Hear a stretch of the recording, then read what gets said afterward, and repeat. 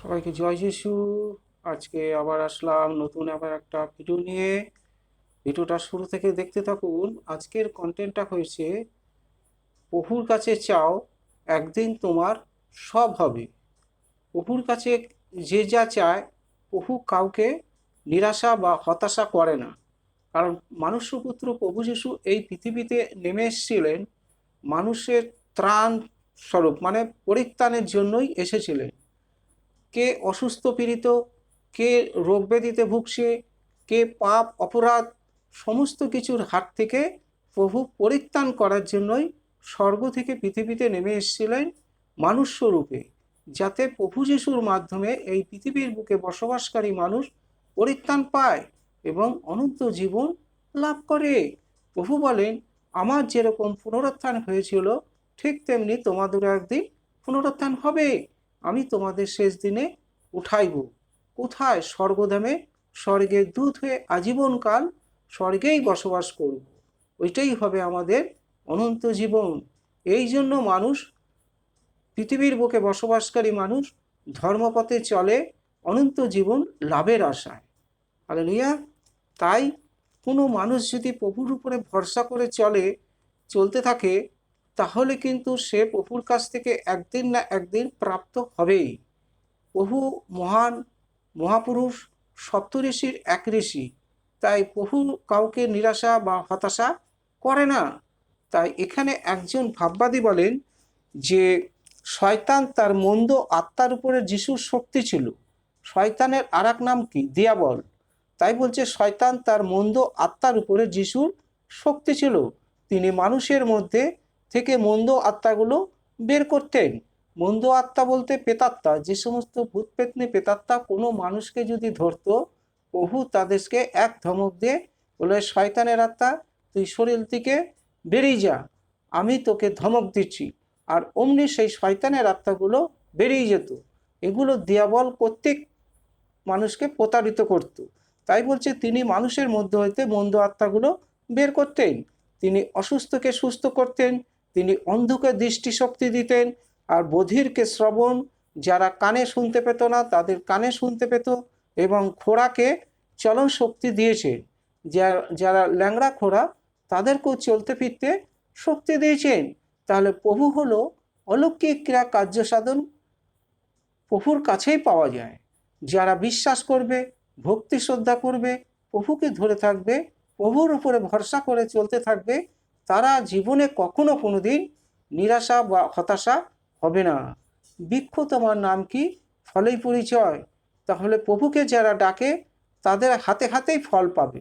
তখন আমরা বলতে থাকবো যে আগে থেকে যদি প্রভুর কাছে আসতাম, তাহলে এই ডাক্তার কবিরাজ ঠাকুরবাড়ি এদিক ওদিক আমাকে আজ যেতে হতো না।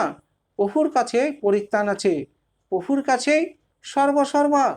কারণ ঈশ্বরের একটা অংশ, পিতা পুত্র পবিত্র আত্মা তিন্নি হয় ঈশ্বর। তাই প্রভুকে গণ্যমান্য করতে হয়, ভক্তি শ্রদ্ধা করতে হয়, প্রভুকে সবসময় প্রণাম করতে হয় যে হে প্রভু ঈশ্বর, আমি তোমার ভক্তি শ্রদ্ধা প্রণাম করে আমি বাড়ি থেকে বেরোচ্ছি, অমুক জায়গায় চাকরির একটা ইন্টারভিউ আছে, অথবা ব্যবসার জন্য আমি জমি জায়গা ক্ষেত খামারে যাচ্ছি। তুমি স্বর্গ থেকে দৃষ্টিপাত করো, আশীর্বাদ করো, স্বর্গ থেকে আমাকে দোয়া করে দাও। তোমার আশীর্বাদের ফলেই আমি আমার ব্যবসা বাণিজ্য আয় উন্নতি অনেক অনেক গুণ বেড়ে যাবে। এই রকম প্রভুকে সাক্ষী রেখে প্রভু কোনো কর্মে কেউ যদি বেরোয়, তাহলে কিন্তু সে হাতে হাতে ফল পাবে, প্রমাণ পেয়ে যাবে যে প্রভুর অলৌকিক কার্য সাধন, প্রভুর হাতে কত শক্তি। তা প্রভুকে সবসময় মানে মান্য করতে, অবহেলা ঘৃণা বা অমান্য করতে নেই। কারণ আমরা যেরকম বাবা মাকে ভক্তি শ্রদ্ধা করি, ঠিক তেমনি সৃষ্টিকর্তা ঈশ্বরকেও মেনে চলি। তার হাতেই সব।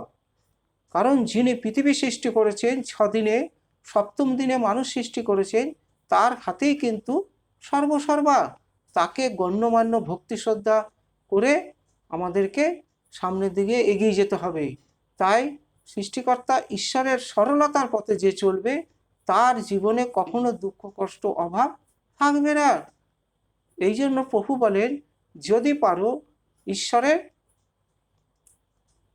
বাক্য অক্ষরে অক্ষরে পালন করো, এবং ঈশ্বরের আজ্ঞাবিধি শাসন মেনে চলো, তাহলে তোমাদের জীবনে কখনো পেছন ফিরে তোমাদের তাকাতে হবে না।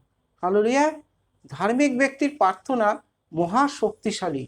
সুতরাং একজন ধার্মিক ব্যক্তির মুখ দিয়ে যে কথা বলে কার্যক্ষেত্রে তাই হয়। তা মনুষ্যপুত্র প্রভু যীশু ছিল একজন মহাপুরুষ ধার্মিক ব্যক্তি। তা প্রভুর বাক্য বচন কখনো উল্লঙ্ঘন হয় না। প্রভু বলেন, আকাশ পাতাল পৃথিবী চন্দ্র সূর্য সব উলটপালট হয়ে যাবে, পৃথিবী ধ্বংসের মুখে পতিত হবে, তথাপি আমার মুখের বাক্য কখনো উল্লঙ্ঘন হবে না। আমি প্রভু, আমি ঈশ্বর, আমি যা বলি কার্যক্ষেত্রে তাই হয়। সুতরাং যে কোনো মানুষ যতই দরিদ্র দিন দুঃখী হোক না কেন, প্রভুর উপরে যদি ভরসা করে চলতে থাকে সে ব্যক্তি জীবনে সফলতা অর্জন করবে। সফলতা তার জীবনে আসবেই। দুঃখের মানে দুঃখ কষ্ট দূর হয়ে গিয়ে সূর্যের আলো রশ্মির মতো পরিত্রাণ তার গৃহে প্রবেশ করবে। পরিত্রাণ সৃষ্টিকর্তা ঈশ্বরের হাতে, মনুষ্যপুত্র প্রভু যীশুর হাতেই। সুতরাং তার উপরে ভরসা করে চলাই হলো শ্রেষ্ঠ। হালেলুয়া। সুতরাং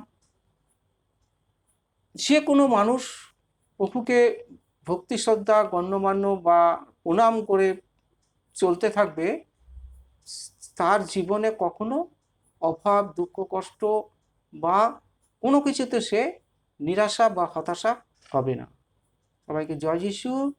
আপনারা ভালো থাকবেন, সুস্থ থাকবেন, এইটাই প্রভুর কাছে প্রার্থনা করি সদা সর্বদা। প্রভুর দৃষ্টিপাত আশীর্বাদ যেন আপনাদের মাথায় থাকে। আর সবাইকে জয় যিশু। যদি ভিডিওটা একটু ভালো লাগে একটা সাবস্ক্রাইব করবেন, এর থেকে ভালো ভালো ভিডিও কিন্তু সবার আগে আপনাদের কাছে যাবে। আমিন।